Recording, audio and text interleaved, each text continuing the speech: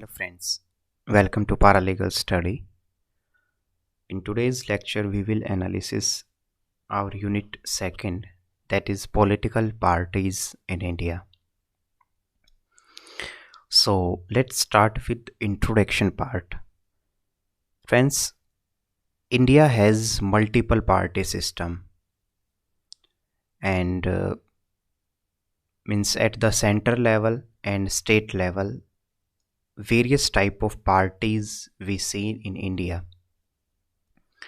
Election Commission of India has categorized mainly three kind of political parties in the country: national parties, state or we can say regional parties, and registered or unregistered parties.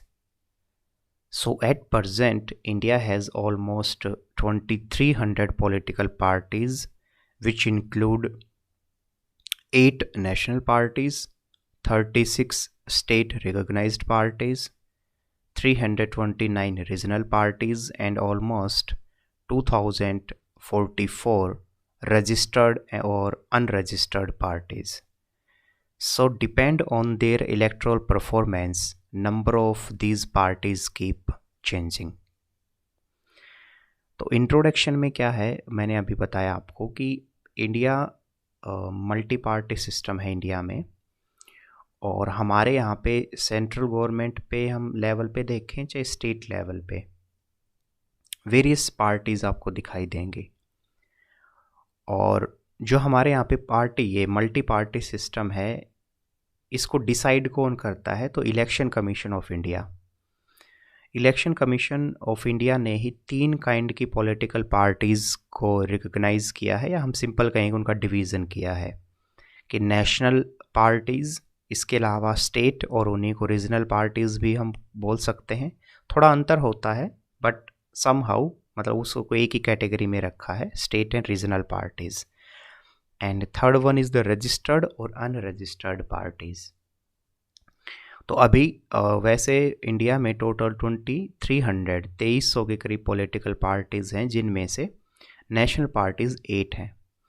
आपकी जो ये बुकें हैं, इग्नू की बुकें, उसमें आपको 7 national parties हर जगह देखने को मिलेगा, बट नहीं, मैं आपको बिल्कुल लेटेस्ट बता रहा हूँ। Means after the election of Gujarat assembly, आम आदमी party is also become the national party.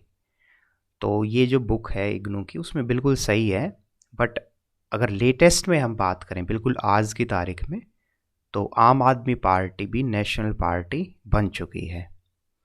ठीक है, तो अगर आम आदमी पार्टी को आप जोड़ते हैं तो 8 नेशनल पार्टीज़ हुई, और अगर आप आम आदमी पार्टी को नहीं जोड़ते हैं, अगर 2021 के अकॉर्डिंग आप तक नापते हैं, तो 7 नेशनल पार्टीज़ हैं, और 36 स्टेट रिकॉग्नाइज्ड पार्टीज़ हैं, मीन्स डिफरेंट स्टेट में अलग अलग पार्टीज़, एंड 329 रीजनल पार्टीज़ हैं, और करीबन 2000 से ऊपर अनरजिस्टर्ड पार्टी हैं। अनरजिस्टर्ड पार्टी वो होती हैं जो पार्टी की फॉर्मेशन तो हो जाती है, but they are not performing well in the result, in the elections result ना, तो वो अनरजिस्टर्ड पार्टी है। स्टेट और रीजनल पार्टीज़ में थोड़ा सा अंतर है। स्टेट जो पार्टीज़ हैं, जो मैंने बताया 36 स्टेट रिकग्नाइज्ड पार्टीज़ हैं, वो क्या हैं? They are performing well in the state, particular state. जैसे अकाली दल पंजाब में है ये, ठीक है ना। इसके अलावा आरजेडी जो है, लालू यादव की जो पार्टी है बिहार में, तो इस तरीके से जो पार्टी अच्छी खासी मीन्स उसको रिकग्निशन मिली हुई है, वो 36 स्टेट रिकग्नाइज्ड पार्टी हैं। एंड 329 जो मैंने रीजनल पार्टीज़ की बोली, वो ये हैं जो स्टेट में परफॉर्म करती हैं, बट उनको उतना ज़्यादा रिकग्निशन नहीं मिला है ना। तो ये एक बेसिक सा पहले आप इंट्रोडक्शन में सारी चीज़ें आपको पता होने चाहिए। नेक्स्ट है type of political parties in India. So we already discussed in the introduction part that according to the election commission we have different type of party system. So let's start with the national party first. So friends, according to the election commission, means for being considered as the national party, a political party should have at least some of the following qualifications. First, it has to win a minimum of 2% of the seat in the Lok Sabha. Second, the party must manage to win 6% of the votes and win at least 4 Lok Sabha seats. Third, it should be the recognized as a state level party in 4 or more state. तो जैसे national parties को अगर हम देखें type of political parties में, तो national party को लेके इलेक्शन कमीशन ने कुछ कंडीशंस बताई हैं. सबसे पहले कंडीशन है कि minimum 2% of seat in the Lok Sabha from at least 3 different state. जैसे आपको पता है हमारे यहाँ पे बहुत सारे मतलब अलग अलग स्टेट हैं, तो जब लोकसभा का जब इलेक्शन होता है तो 3 स्टेट में आपको लोकसभा की सीट मिलनी चाहिए. और टोटल जो सीट हैं, मीन्स जैसे आपने जो अलग अलग स्टेट में परफॉर्म किया, तो टोटल उनकी सीट आपको लोकसभा में कितनी मिलनी चाहिए, तो मिनिमम 2%. जैसे अगर हम सिंपल सी बात करें, लोकसभा में टोटल सीट कितनी है, तो वैसे आप एक एवरेज ले लो कि 550 के करीब सीट है हमारे यहाँ पे, ठीक है. तो उसमें से मिनिमम क्राइटेरिया है that 2% of the seat Lok Sabha में आपको मिलनी चाहिए, पहली चीज़. दूसरी कि party must manage to win 6% of the vote. Lok Sabha जो सीट एटलीस्ट 4 लोकसभा सीट. तो एक ये भी है कि 6% वोट मिलनी चाहिए आपको, ठीक है. और जैसे टोटल जो वोट पड़ती है लोकसभा इलेक्शंस में, तो 6% वोट आपको मिलनी चाहिए. इसके अलावा it should be recognized as a state level parties in the 4 or more state. 4 या 4 से ज़्यादा राज्यों में उस पार्टी को का नाम होना चाहिए. सिंपल से हम बात करें कि उसकी परफॉर्मेंस 4 या 4 से ज़्यादा राज्यों में उस पॉलिटिकल पार्टीज़ का रिजल्ट अच्छा होना चाहिए. सो ये आपको बिल्कुल बाय हार्ट नहीं करना है, बस एक ओवरऑल आइडिया आपने ले लिया कि मिनिमम मैंने आपको जो बताया कि 2% ऑफ द जो सीट है लोकसभा में वो होनी चाहिए, या फिर वोटिंग शेयर अगर हम बात करें तो वो 6% वोट्स उनको मिलनी चाहिए, और 4 या उससे ज़्यादा जो स्टेट्स हैं वहाँ पे उस पार्टी को रिकॉग्नाइज्ड होना होगा. So these are the conditions and the party became the national party. if we see in the current time, means आज अगर जो मैं लेक्चर बना रहा हूँ इस दौरान देखें अगर, तो there are 8 national parties in India. That is Indian National Congress INC, Bharatiya Janata party BJP, Bahujan Samaj party BSP. ये मायावती की पार्टी है जो यूपी में से रन होती है, ठीक है. तो Bahujan Samaj party. Communist party of India CPI, ये केरल और कुछ अलग जैसे त्रिपुरा और इस तरीके के जो नॉर्थ ईस्ट के रीजन में भी ये पार्टी है. सो CPI. Next party is the communist party of India Marxist, जिसको हम CPIM भी बोलते हैं. National Congress party NCP, all India Trinamool Congress and आम आदमी party. So 8 national parties in India. Next is the state party or regional parties. So friends, election commission doesn't use the concept of regional parties, but it used the notion of, or we can say it used the term of the state party. However, in academic discourse, state and regional parties are used interchangeably, but there are difference in the way that election commission and Various academic discourse define the state and the regional parties.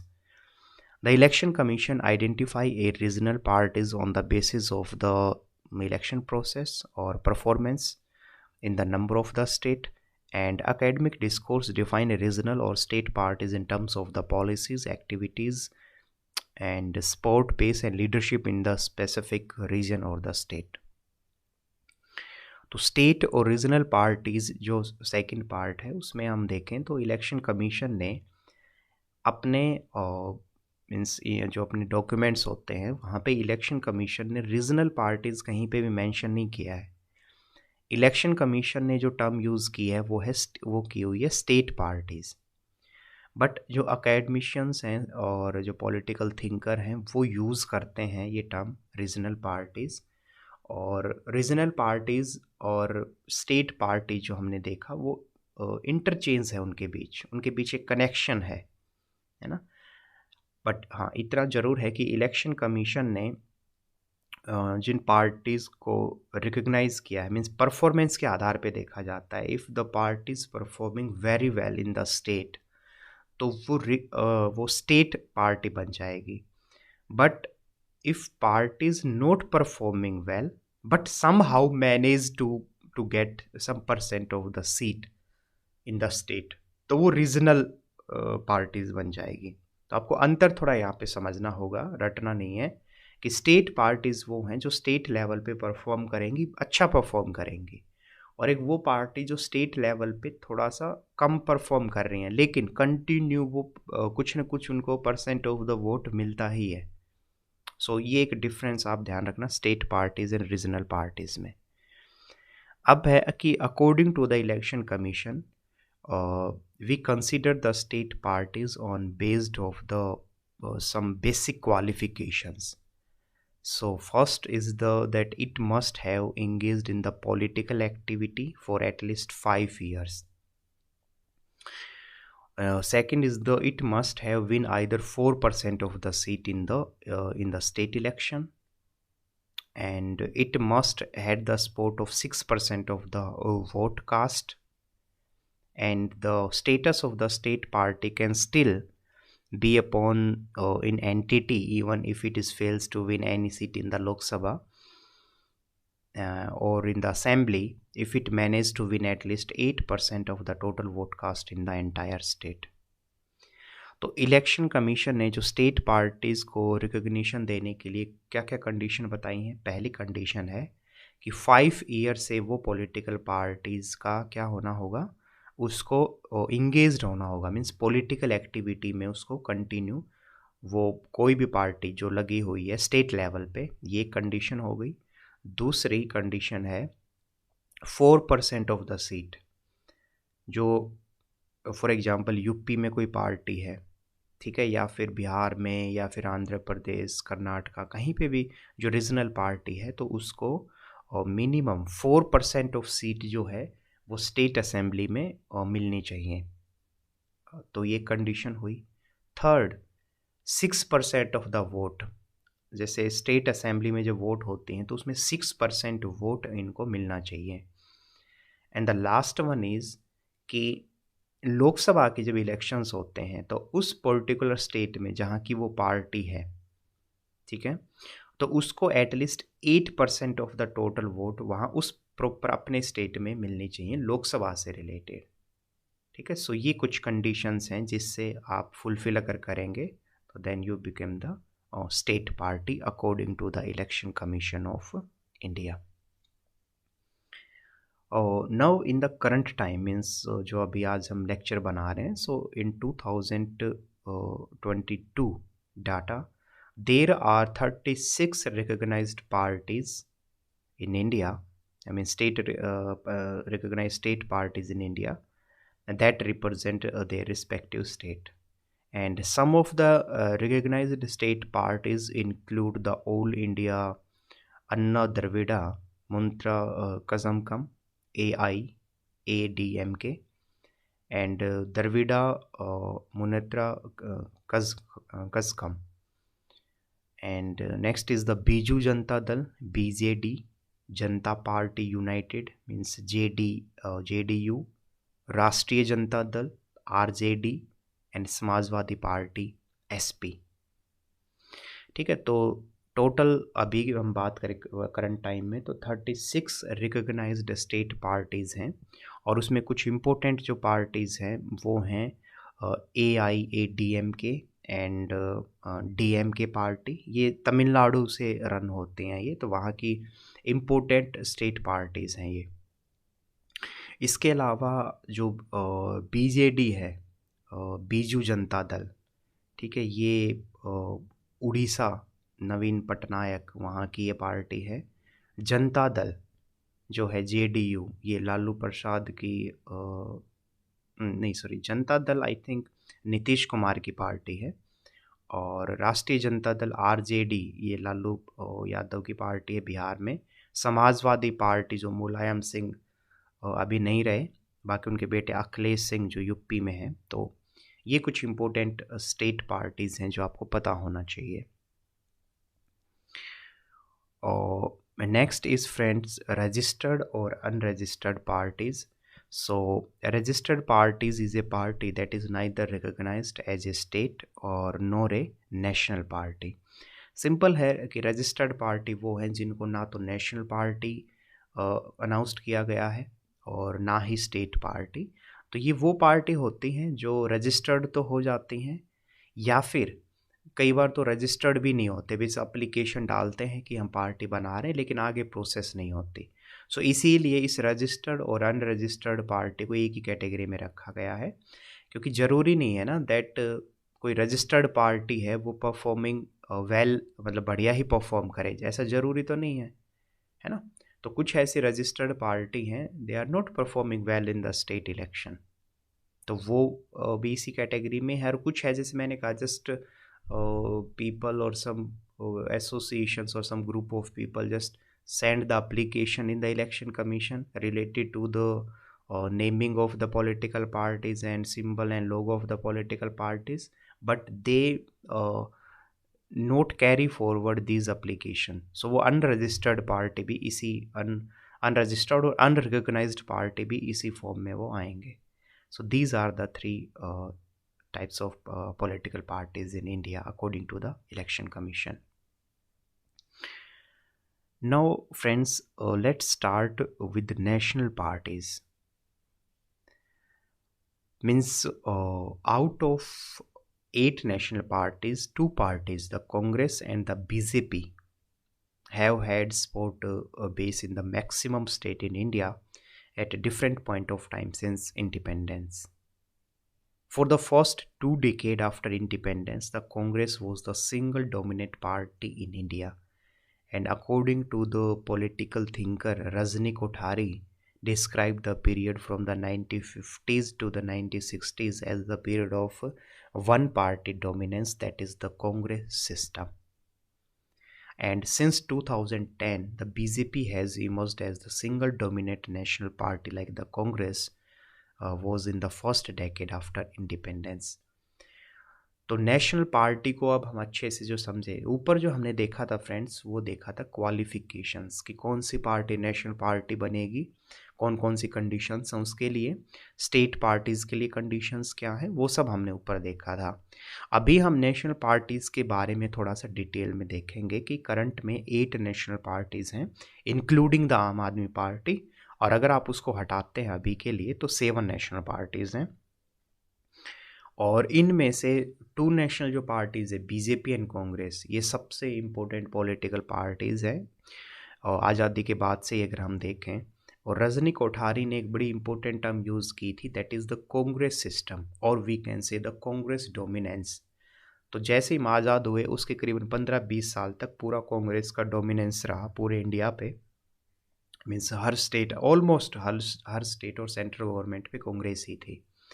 2010 के बाद देखें हम, means 2014 से, तो फिर से हमें एक वन पार्टी डोमिनेंस दिखाई देता है, दैट इज़ BJP। तो ये बेसिक सी चीज़ें लिखी। अब जो नेशनल पार्टीज़ के बारे में थोड़ा थोड़ा देख लेते हैं। तो पहला है that is Indian National Congress जो पार्टीज़ है। So Indian National Congress party established in the 1885, ये डेट आप ज़रूर ध्यान रखें, ठीक है. And it is the India's oldest party, and the Indian National Congress was born out of the India's freedom struggle. And during the period of its dominance, the Congress was supported from the social group, including all caste and religious minority. And the Congress-led government introduced several welfare policies like reservations, land reform, community development programs, etc. And the Congress popularity could not remain intact for the long time. In the 1960s, some dissatisfaction across among the people in several states against the Congress. And in 1969, the Congress was divided into two parties, that is the Indian National Congress O or Indian National Congress R.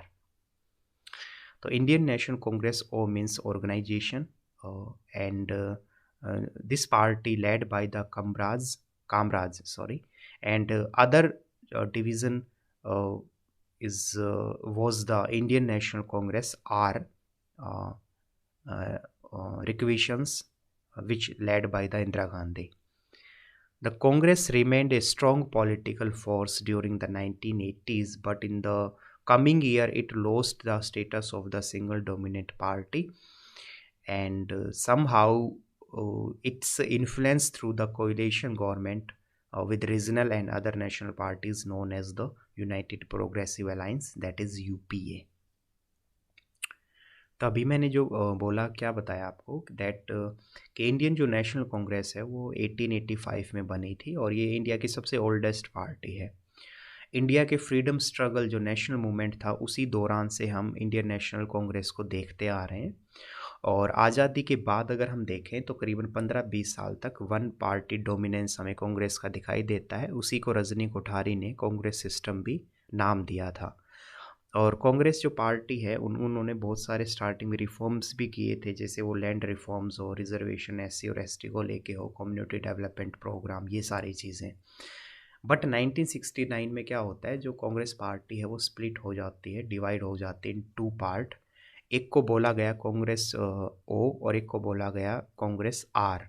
तो Congress O मतलब यहाँ पे है organisation की form में, और इसको Kamaraj lead कर रहे थे. तो ये ओल्ड पार्टी, या मतलब इस पार्टी के मेंबर्स का मानना था कि हम ही रियल कांग्रेस हैं, ठीक है, जो ओल्ड कांग्रेस वाली प्रॉपर पैटर्न पे चल रहे हैं. दूसरा जो डिवीज़न हुआ वो इंडियन कांग्रेस R कहलाया, ठीक है, जो इंदिरा गांधी ने जिसको लीड किया. तो वो उन्होंने ये कहा कि नहीं, जो अब नई कांग्रेस है, आज से जो हम बिल्कुल नई शुरुआत करेंगे वो हमारी पार्टी होगी. तो इस तरीके से कांग्रेस का डिवीज़न होता है. तो एक तो कांग्रेस के अंदर ही हमें कॉन्फ्लिक्ट दिखाई देता है, और बाद में कुछ ऐसी पॉलिसीज़ भी थी, और स्पेशली जो इंदिरा गांधी का national emergency, she declared the national emergency in the 1975.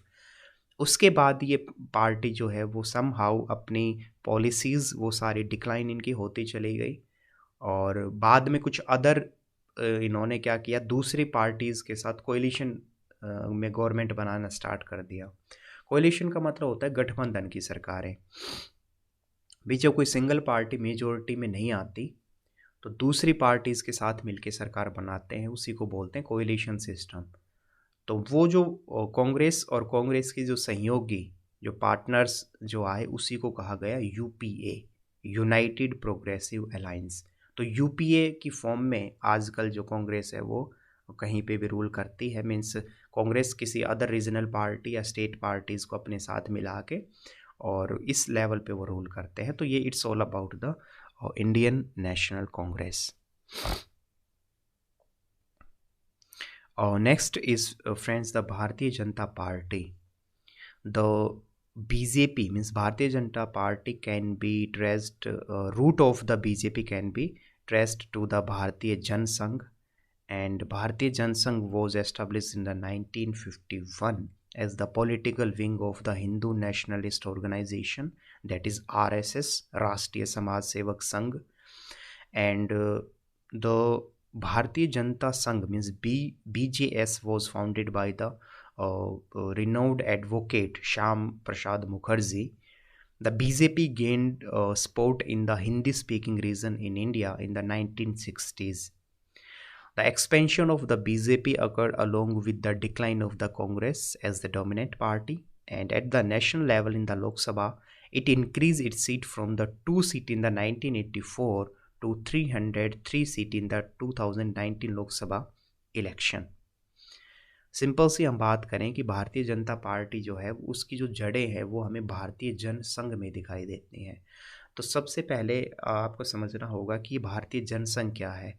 तो भारतीय जनसंघ को एस्टैब्लिश किया गया था 1951 में, और ये एक हिंदू नेशनलिस्ट ऑर्गेनाइजेशन के रूप में इसने अपना काम स्टार्ट किया था भारतीय जनसंघ में। और इसकी जो सबसे इम्पोर्टेंट ब्रांच थी वो थी आरएसएस, राष्ट्रीय समाज सेवक संघ। ठीक है, तो इस तरीके से इन्होंने ये जो आरएसएस के तहत लोगों को अपने संगठन में जोड़ा, दैट इज़ भारतीय जनसंघ जो संगठन है उसमें लोगों को एकजुट किया। और उस ये जो भारतीय जनसंघ है BJS, ये एक उस समय फेमस एडवोकेट थे श्यामा प्रसाद मुखर्जी, तो उन्होंने इस ऑर्गेनाइजेशन की शुरुआत की थी। और बाद में 1960s के बाद जैसे जैसे कांग्रेस का डोमिनेंस कम होता चला गया, इनका डोमिनेंस बढ़ता चला गया। मीन्स सिंपल सी हम बात करें कि कांग्रेस का डिक्लाइन होना इनके लिए फ़ायदेमंद हुआ, भारतीय जनसंघ के लिए।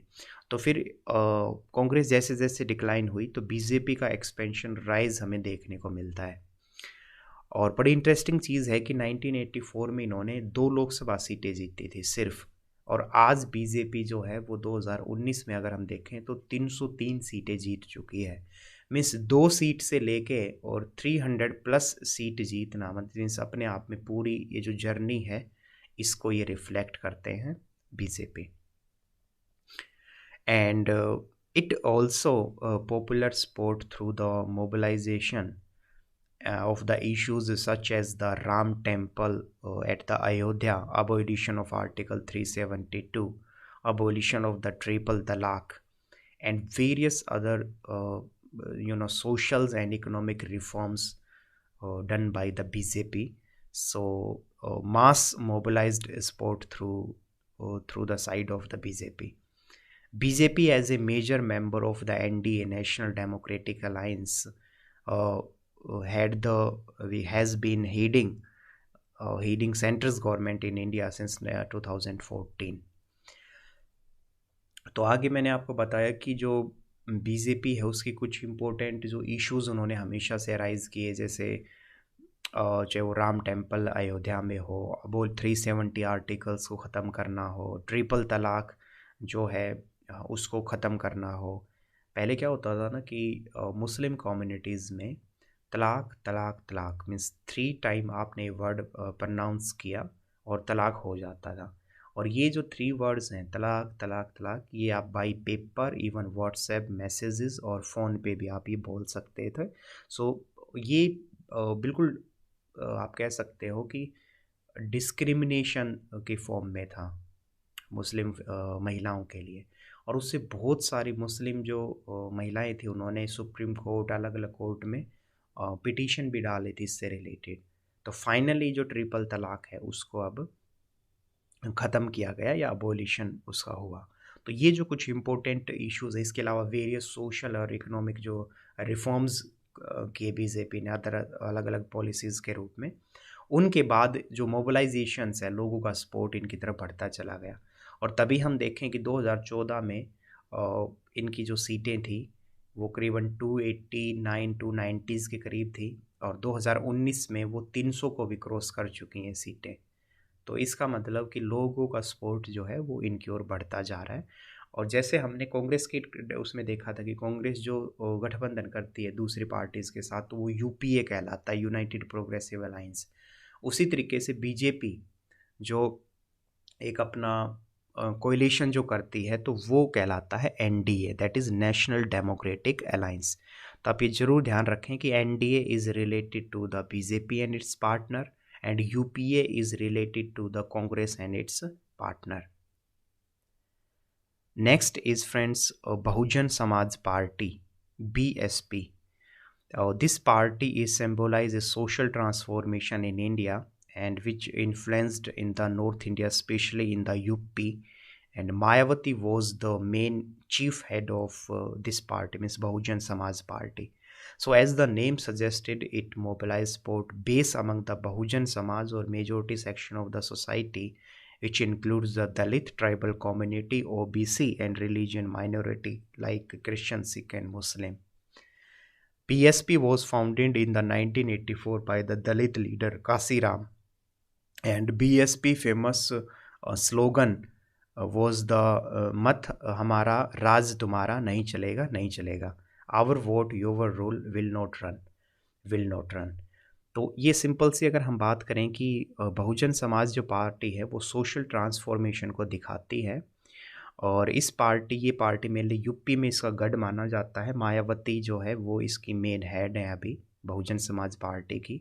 और बहुजन समाज पार्टीज मेनली किन ग्रुप्स को रिप्रेजेंट करता है, तो दलित हो गए, tribal community, OBC, SC ST, इन वर्ग्स को ये मोबिलाइज करने में मींस इन्होंने लोगों को मोबिलाइज किया है। और इसके अलावा हम बात करेंगे 1984 में जो दलित लीडर थे कासीराम, उन्होंने इस पार्टी की फॉर्मेशन की थी। और उस समय ये बीएसपी का एक इम्पोर्टेंट स्लोगन था, तो जो बोलते थे कि मत हमारा राज तुम्हारा, मीन्स हम वोट डालें, आवर वोट और योर रोल, है ना, विल नॉट रन मीन्स नहीं चलेगा नहीं चलेगा, तो मत हमारा राज तुम्हारा नहीं चलेगा नहीं चलेगा, ये फेमस स्लोगन था बीएसपी का। Next is, friend, the Communist Party of India CPI and the Communist Party of the Marxist CPIM. So friend, CPI was founded in the 1925 and it is inspired by the Marxist ideology, and the CPI has become the main opposition party in the first Lok Sabha elections, and its agenda include demands such as the social equality of women, nationalization of the privately owned enterprises, land reform, social justice for the lower caste, and the right to protest through the strikes and the demonstrations. In the 1957 election, the CPI became the first communist party in the world to win election in the parliamentary democracy, and by winning elections to the Lok Sabha Legislative Assembly also. And in CPIM undertaking, the Indian state represent the national bourgeoisies, and CPIM is also understanding the Indian state representative as in excess of the bourgeois, landlord, and the foreign capitals. They are largest supporter base of the mainly three states in the like West Bengal, Kerala, and Tripura. However, there is a gradually decline in the support of these parties in the West Bengal and Tripura. The decision has occurred with the rise of the All India Terminal Congress in the West Bengal and BJP in the Tripura. देखो, जो मैंने अभी पूरा आपको बताया, explain किया English में, अगर उसको हिंदी में हम देखें तो क्या है कि कम्युनिस्ट पार्टी जो इंडिया है, ये CPI मीन्स 1925 में ये बनी थी, और ये मार्क्सिस्ट आइडियोलॉजी से, आपको बस सिंपल सा समझना है कि they are inspired by the Marxist ideology. अब मार्क्स क्या कहते हैं, आपने थ्योरी में पढ़ा होगा, कैपिटलिस्ट आइडियोलॉजी के अगेंस्ट हैं वो, कैपिटलिस्ट प्राइवेटाइजेशंस के अगेंस्ट हैं। वो चाहते हैं कि पूरा कम्युनिज्म सोशलिस्ट मॉडल अपनाया जाए जिसके तहत गवर्नमेंट ही सभी चीज़ों को कंट्रोल करे। ये बेसिक पॉइंट है मार्क्सिस्ट के, तो उन्हीं से ये प्रभावित है ये CPI। और फर्स्ट जब लोकसभा हुआ इलेक्शंस जो है, तो उसमें नो डाउट जैसे कांग्रेस ने तो बहुत ज़बरदस्त परफॉर्म किया था, बट इंटरेस्टिंग चीज़ ये है कि CPI एक छोटी पार्टी होते हुए उस दौरान अपोजिशन में CPI ही बैठी थी, मतलब ये काफ़ी एक इंटरेस्टिंग चीज़ है। और CPI जो है वो हमेशा इक्वालिटी की बात करती है, और जो land reform, social justice, lower caste के लिए, इसके अलावा जो मैंने कहा कि गवर्नमेंट का हर जगह इंटरफेयर हो, ये सब उनके कुछ इंपॉर्टेंट पॉइंट्स हैं। 1957 इलेक्शंस में CPI जो है उसने वर्ल्ड में फर्स्ट पार्लियामेंट्री जो गवर्नमेंट है वहाँ पे वर्क किया। देखो अभी तक क्या था, जहाँ पे भी CPI के जो लोग थे ये उन कंट्रीज़ में थे जहाँ पे वोटिंग सिस्टम नहीं होता था, जहाँ पे डेमोक्रेटिक स्ट्रक्चर नहीं था। तो अपने आप में ये बहुत बड़ी बात थी CPI के लिए कि उन्होंने डेमोक्रेटिक जो कंट्रीज़ थी उन्होंने वोटिंग के थ्रू परफॉर्म किया। ठीक है, तो वो केरल में भी स्टेट असेंबलीज़ में वो सरकार बना पाए, तो केरल की असेंबलीज़ मतलब CPI के कंट्रोल में आई, और इसके अलावा लोकसभा लेवल पे वो अपोजिशन में बैठे थे। तो ये अपने आप में उनके अचीवमेंट स्टार्टिंग में दिखाता है। But over the period of time क्या हुआ, सीपीआई की जो आइडियोलॉजी है वो कम होती चली गई। और स्पेशली पहले सीपीआई जो है वो क्या कहती थी कि इंडिया जो है उसमें नेक्सस है, नेक्सस मतलब गठबंधन है बुर्जुआ, लैंडलॉर्ड और फॉरेन कैपिटल्स का।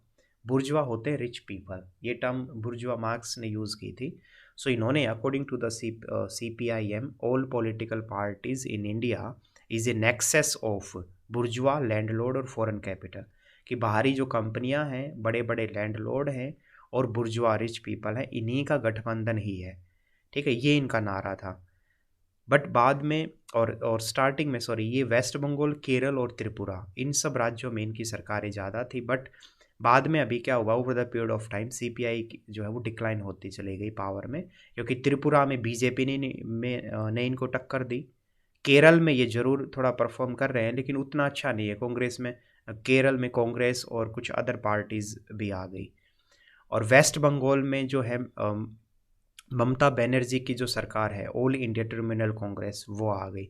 सो इनको चैलेंज मिला अभी। मीन्स पहले इनके ये 3 स्टेट गढ़ माने जाते थे, वेस्ट बंगाल, केरल और त्रिपुरा, लेकिन अभी वहाँ पे कहीं पे बीजेपी इनको टक्कर दे रही है, कहीं पे ऑल इंडिया ट्रिब्यूनल कांग्रेस इनको टक्कर दे रही है, और कहीं पे इनको कांग्रेस और अदर कुछ रीजनल पार्टीज टक्कर दे रही हैं।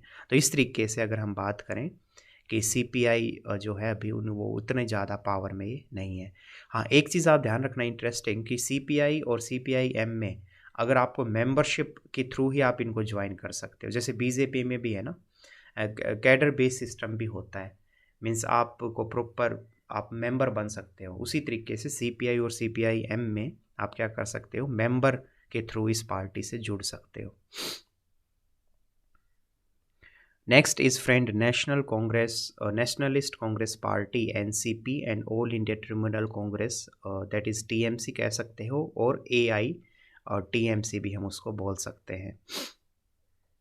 So NCP Nationalist Congress Party formed in the 1999, Sharad Pawar जो हैं, और इसके अलावा PA संगमा, तारिक अनवर, ये सब फाउंडर हैं इस पार्टी के। तो अभी आपको समझना होगा कि एनसीपी जो है, नेशनलिस्ट कांग्रेस पार्टी, ये महाराष्ट्र से रन होती है। ठीक है ना, तो महाराष्ट्र की ये पार्टी है वैसे, लेकिन ये नेशनल पार्टी भी है। तो नेशनल कांग्रेस पार्टी जो है, शरद पवार ने 1999 में कुछ अपने और अलग मेंबर्स के साथ मिलके, जैसे PA संगमा और तारिक अनवर, इनके साथ मिलके इसकी फॉर्मेशन की थी। और ये पार्टी अपने आप को मिलेनियल पार्टी भी बताती है। मीन्स ये गांधी की जो सेकुलरिज्म कॉन्सेप्ट है, इसके अलावा नेशनल यूनिटी और मॉडर्न और प्रोग्रेसिव जो ओरिएंटेशन में समहाउ एक मिक्सचर, जो हर तरीके का आप कह सकते हो मिक्सचर, इनकी पार्टीज़ में हमें दिखाई देता है। और Sharad Pawar was the famous leader and has a strong base in the Maharashtra. तो ये एनसीपी के बारे में आपको पता होना चाहिए। टीएमसी के बारे में हम बात करें, त्रिब्यूनल कांग्रेस जो है, ये 1998 में ममता बनर्जी ने इसको एस्टेब्लिश किया था। और ये पार्टी जो है, इसकी स्ट्रॉन्ग कमांड है वेस्ट बंगाल में। इसके अलावा केरल, मणिपुर, त्रिपुरा, अरुणाचल प्रदेश, उड़ीसा में भी टीएमसी जो पार्टिसिपेशन है वो देखने को मिलता है। So this is all about the NCP and all India tribunal Congress. तो ये सारी मेजर नेशनल पार्टीज़ हमने देखी। Now let's start with the state और रीजनल पार्टीज़। तो हम सिंपल से हम बात करें कि since the 1960s the regional political parties have been playing important role in the politics of the several state, and regional political parties represent aspiration of the regional identity in terms of the culture, social group and development pattern, leadership pattern of the other issues also. So impact of the land reform, green revolution in the 1950s and 1960s, and other reservation for the backward classes, and some various new leaders arise in the India, like Chaudhary Charan Singh, Mulayam Singh, Lalu Yadav, Nitish Kumar in Bihar and UP. And they formed the various parties like Samajwadi Party, Rashtriya Janata Dal, Janata Dal United. And these parties are articulated demand for farming community and backward classes reservation after the recommendation of the Mandal Commission. तो ये जो अभी मैंने आपको बताया कि state और जो रीजनल पार्टीज़ हैं, ये 1960s से इनका हमें जो राइज जो है नेशनल पार्टीज़ का वो दिखाई देता है। और रीजनल पार्टीज़ अपने यहाँ पे जो कल्चर है, सोशल ग्रुप है, इसके अलावा जो डेवलपमेंट का जो पैटर्न है, अलग अलग मतलब इश्यूज़ को ये रूट लेवल पे उठाते हैं या अपने साथ जोड़ते हैं। फिर क्या हुआ, बाद में इन्होंने जैसे ग्रीन रिवॉल्यूशन, इंडस्ट्री रिवॉल्यूशन, इसके अलावा लैंड रिफॉर्म, ये सब हुए। तो इन्होंने क्या किया, दो इम्पोर्टेंट वर्ग को अपने साथ जोड़ा इन पार्टीज़ ने। एक तो फार्मिंग कम्युनिटी को, किसानों को, और दूसरा जो ओबीसी वर्ग है, ठीक है ना, उन सबको ये साथ लेके आए, जो बैकवर्ड क्लासेस हैं और जो मैंने कहा फार्मिंग वर्ग है। और इसके अलावा कुछ इंपॉर्टेंट लीडर जो हैं, आप ध्यान रखें, इन स्टेट जिन्होंने स्टेट पार्टीज़ को बनाया, तो उसमें जैसे चौधरी चरण सिंह, मुलायम सिंह, लालू यादव, नीतीश कुमार, ये कुछ इंपॉर्टेंट लीडर हैं। और इन्होंने ही फिर बाद में पार्टीज़ फॉर्म की। जैसे समाजवादी पार्टी ये मायावती की है, समाजवादी पार्टी जो है वो मुलायम सिंह ने इसको बनाया था, ठीक है ना। और बहुजन समाज पार्टी जैसे हमने देखा था कि वो मायावती की जो थी, ठीक है। राष्ट्रीय जनता दल ये लालू यादव की पार्टी बिहार में, जनता दल यूनाइटेड नीतीश कुमार की पार्टी। तो इस तरीके से ये जो पार्टीज़ हैं, इन्होंने फार्मिंग कम्युनिटी और इसके अलावा जो बैकवर्ड क्लासेस है उनको अपने साथ लेके ये आगे बढ़े, ठीक है। तो ये जो पार्टीज़ मैंने अभी आपको नाम बताए हैं वो सारी स्टेट पार्टीज़ में आ जाएंगे, समाजवादी पार्टी, राष्ट्रीय जनता दल एंड जनता दल यूनाइटेड। कुछ अदर पॉलिटिकल जो पार्टीज़ हैं उसमें हैं जैसे आपकी डीएमके, एआईडीएमके एंड टीडीपी, ठीक है। तो ये जो तीन इंपॉर्टेंट पार्टी अगर साउथ इंडिया की हम देखें, that DMK, AIADMK and TDP are the three political parties in the south in India which among the best example of the regional parties. In Tamil Nadu, Dravida Munnetra Kasamkam (DMK) was emerged as after the Dravidian movement, which sought to get self-respect to the Dravidian or non-Brahmins community and against the Hindi language also. DMK split in the 1972 when a popular film star M.G. Ramachandran formed the All India Anna Dravidam मुनेत्रा कसमकम AIADMK। तो ये जो DMK, AIADMK और TDP, ये तीन important political parties हैं जो south India में इनकी अच्छी कमांड है। तो तमिलनाडु में DMK इमर्ज्ड होती है द्रविडियन मूवमेंट के बाद। और द्रविडियन मूवमेंट एक्चुअल में क्या था कि इन्होंने हिंदी का विरोध किया। इन्होंने कहा कि नहीं, we pride our identity, that is the Tamil identity, उसको इन्होंने सपोर्ट किया। And they against the Hindi imposition, Hindi के अगेंस्ट है ये। तो वहाँ से ये मूवमेंट एक स्टार्ट होता है।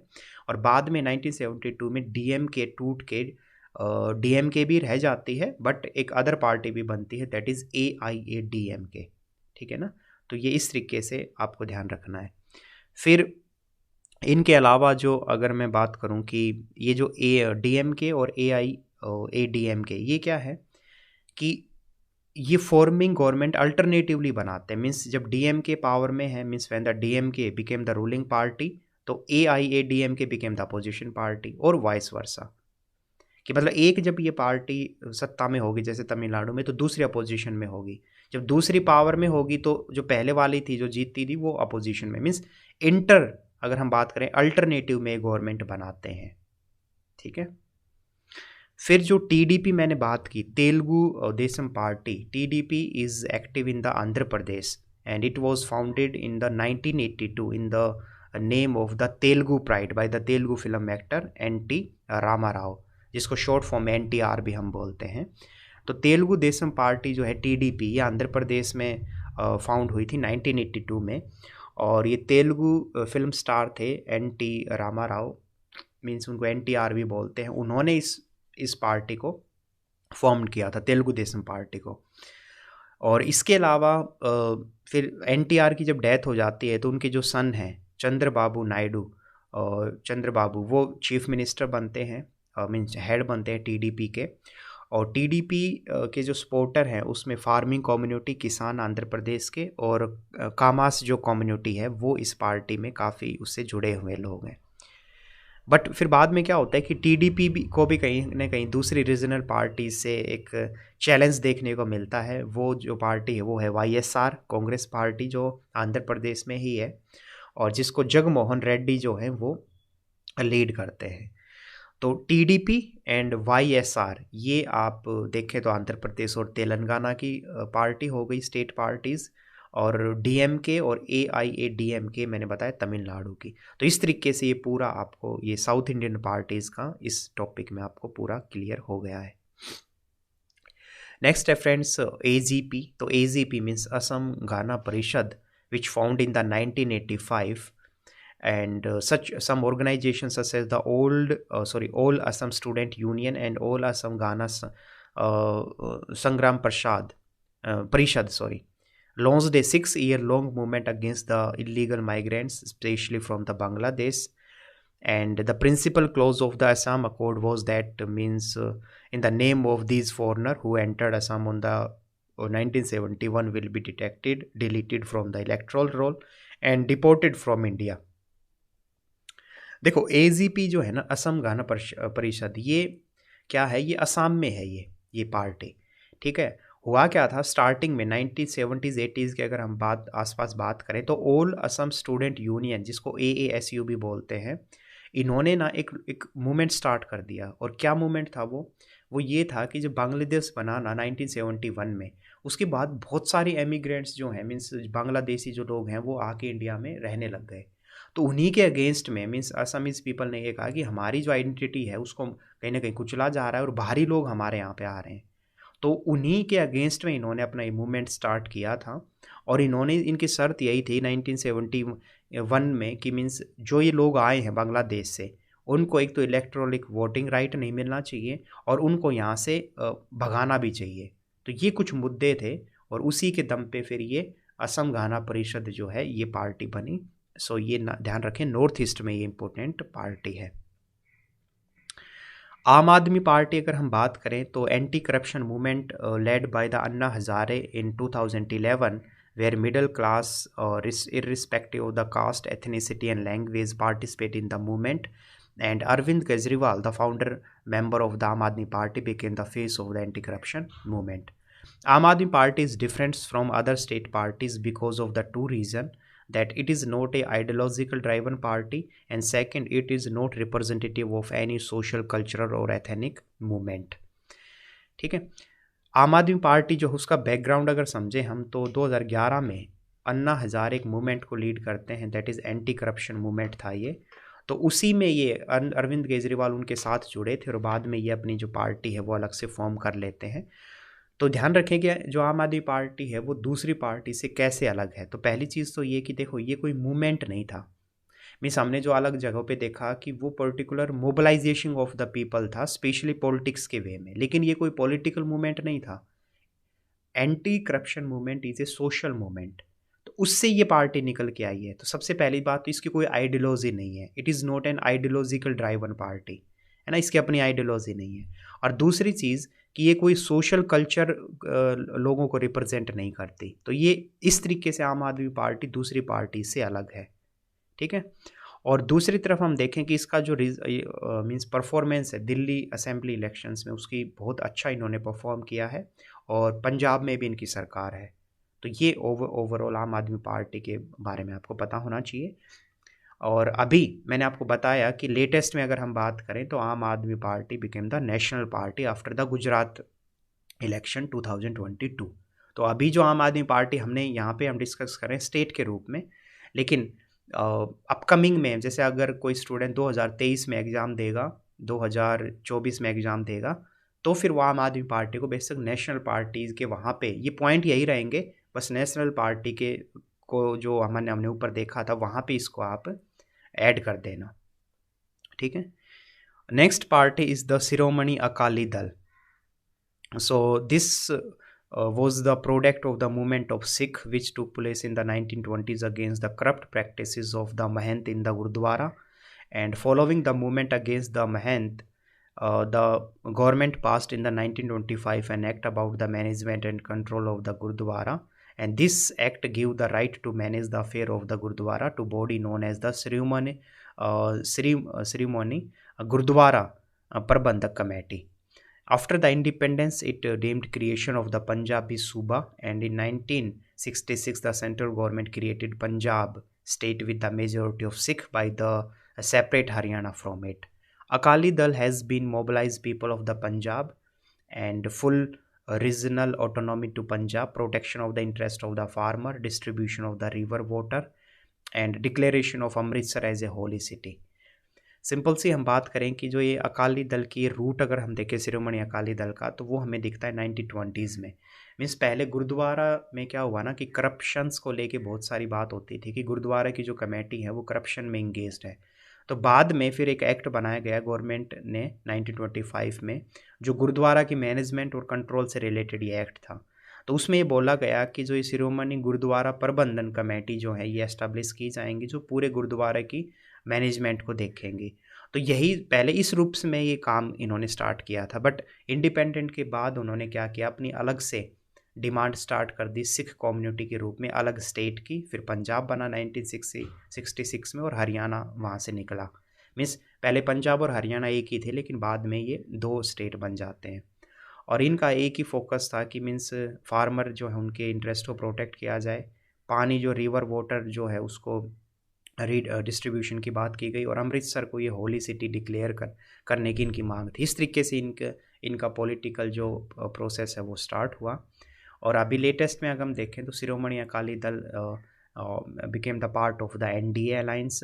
एनडीए याद करो, नेशनल डेमोक्रेटिक अलायंस, जो बीजेपी जिसको लीड करती है, तो उसके अंडर में ये अभी हैं। Next party is friend the Shivsena. तो the supporter of this party is mainly in the state of Maharashtra, and it was established by the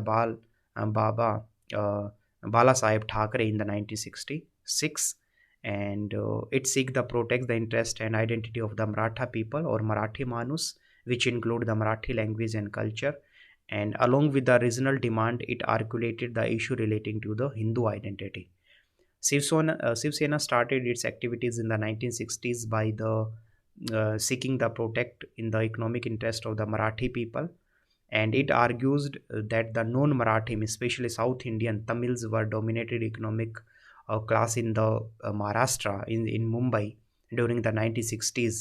So they against the Tamil identity or Tamil dominating जो areas थे, and from the later period of time, from the 1980s, it has been involved in the mobilizing of the Hindu religion, and it participated in the various movements like Ram Temple in the Ayodhya, and Shiv Sena became the member of BJP-led NDA alliance in 2014.